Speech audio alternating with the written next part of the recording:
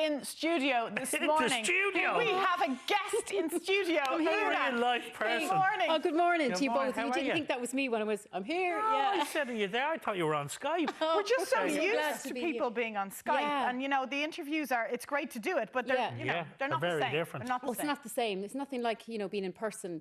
It's you Oh, can't beat listen, it. first, how are you? How's the last Really year good, been? thanks. Yeah, it's been it's strange. You and the family and the homeschooling Yeah, and all that stuff. everything. and- Yeah, it's just a weird year, but I think everybody has been getting used to a new normal, haven't Yeah. they? Yes. And just getting on with it.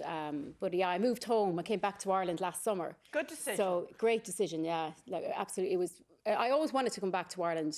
Like when I went over to the UK originally, 12, 13 years ago for the group, the Saturdays, went over on the ferry in my little Honda Civic. And I'm not being sounds miserable. sponsored. I'm not being sponsored by them, by the way. No, if they want to give me a free one, they can. I'm only joking. So went over anyway, and yeah, just lived there for 12 years, did everything. But the time was right to come back, and I guess with the pandemic, and I was over there actually on my own. I didn't have any family support, so it was literally just myself and the two kids. We didn't leave the house. We were like stuck in the house like everybody was. Yeah. But so much so, I was in there so long and without leaving, because I couldn't even go for a jog, couldn't go out for food, anything, because I had no one to look after the kids. There was like a nest, a pigeon's nest, just at just outside the door, and I actually watched the baby pigeons turn into teenagers and fly the nest.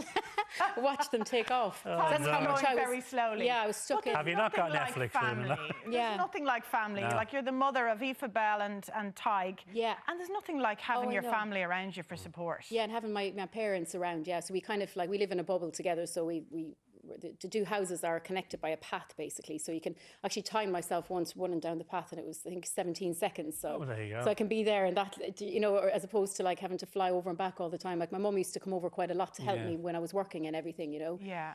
So it is great to be home. So tell us about the new single. First of all, tell us about the video. Was that done during Yeah. COVID times? So or? it's a COVID video, I would call it, because it was all done A on co-video. location. Yeah. Co-video? Yeah, it was probably the quickest video I've ever done in my life. It was a couple of weeks ago here in Dublin, and I was on a photo shoot. Evan Doherty, photographer, he shot it, and he actually never did a music video before, I believe. And I just said to him, would you mind just, at the end of every shot we do, just film me performing the song? And then we had a guy edit it and put it together. So it is actually a music video, but it's very simple. Yes. It's just raw. Yeah, but it's still just getting the song out there, I guess. If people like to see something with a song too, I know I myself as well, I kind of like to watch a performance, kind of brings it to life, I guess, as well. Is it lovely to do your own stuff? I mean, the Saturdays, hit amazing heights and huge success, and one of the biggest girl bands of its time. But it must be lovely to have total control over everything you do now, having gone through that process. Oh, well, you see, yeah, while in the Saturdays, we literally brought out a single every 3 months.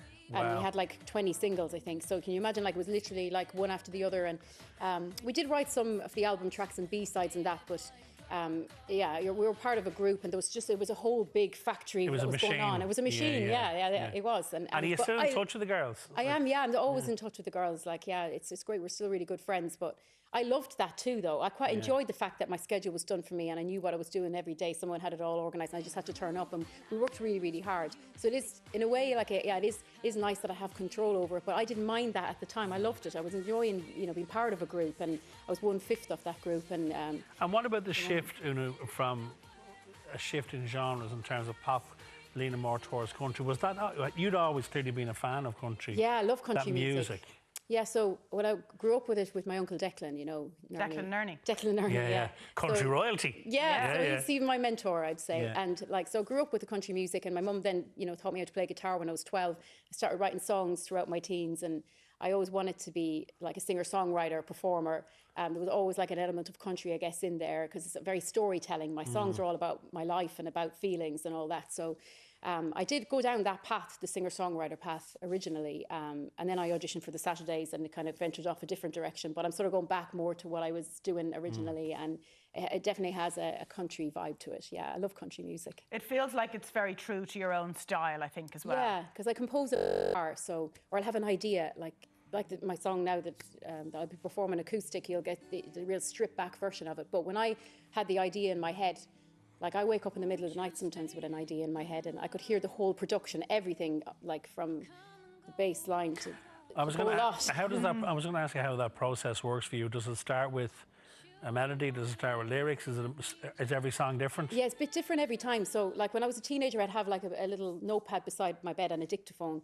So I'd write down my feelings and ideas, and then I'd hum in the melody ideas, and then I'd take up the guitar and start. Right. Or sometimes I'd just pick up the guitar randomly and it's just start playing a sequence of chords, and a melody would come into my head. Yeah. And then sometimes I'd go on a writing session with someone, and we'd both just go into the room and go, not know each other, and you kind of have to warm up, get to know each other, and then you start telling them about yourself, and it's very personal because you want to write about something that means something to you. So you start telling them, and then you go pick up, and they start playing chords, and you're like, he starts just kind of like improvising like melody and ideas, and then you sort of bounce off each other, and then you build it up together. So it's quite a nice process actually. Yeah. But, And those collaborative processes are huge now. I mean, we were talking to Zara Larsson earlier on, who's the queen of she's collaborations with, you know, quite often there's a juxtaposition with who she's working with, you know, and you endear yourself to a whole new audience. Are there people that you would love to work with?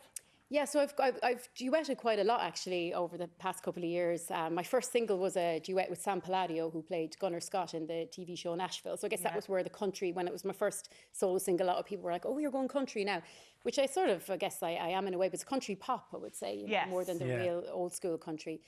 So I duetted with him. I also duetted with Brett Young, another Nashville country singer.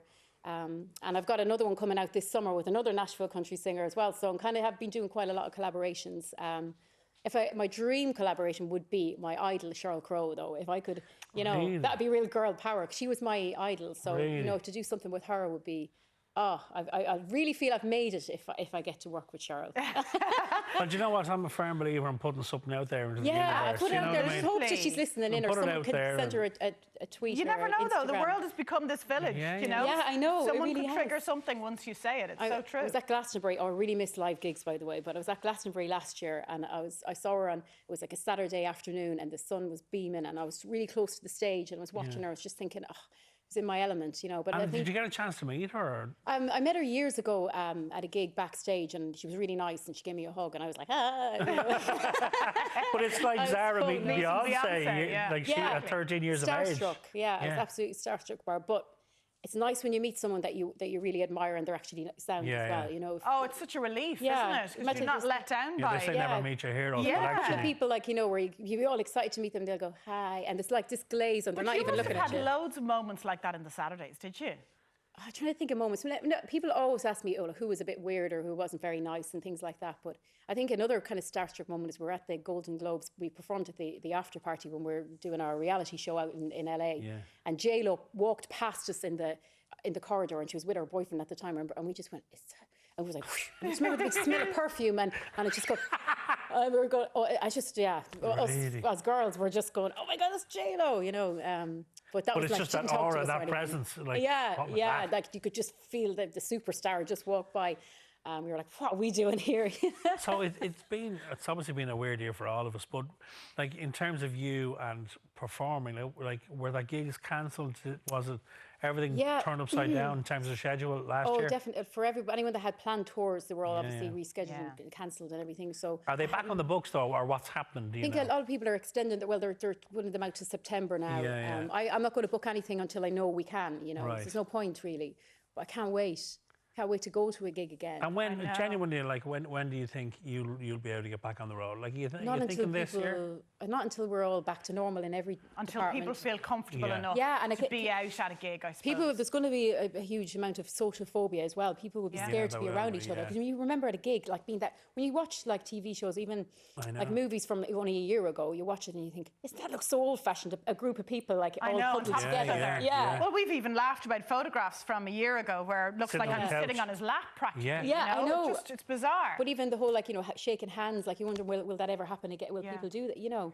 Tell us about the kids. They are now going to the school that you went to in Thurles. Yeah, they are. Yeah, they go to the presentation in Thurles where I went to school. Yeah, so it's really cute. It's lovely. You better say hello to the teachers. Look at them. Yeah, no, they'll be watching as well. Are they enjoying it? Oh yeah, they love it. They're delighted to be back as well, and also I'm delighted they're back because I was homeschooling Tig and Aoife. I was always checking over her stuff. She kind of gets on with it herself. She's 8, but he's only 6, so I kind of sit down with him and he's kind of learning how to read and all that. So it was interesting. But I'm delighted. Oh yeah, they are a little bit. You know, children learn languages really well. Like they just picked it up. They just absorb it much quicker than we do. Yeah, I know. absolutely. Yeah, I'm re-educating myself in Irish now. So Well, we can't wait to see you back on stage performing, doing what you do. But keep up the good work. It's lovely to know that you're living in Ireland. yeah, I'm delighted to be back. And yeah, that you're so settled good. and happy. Yeah, really. lovely. It's been lovely to see you in the studio. Yeah. We have a so guest. good to be here. Listen, look after yourself, stay safe, Thanks very and we'll much. see Yeah, you you soon. too. Thank you. Thank you, Thanks. Una. Now, Una Healy has stayed with us to perform her brand new single, Swear It All Again, which is available to download on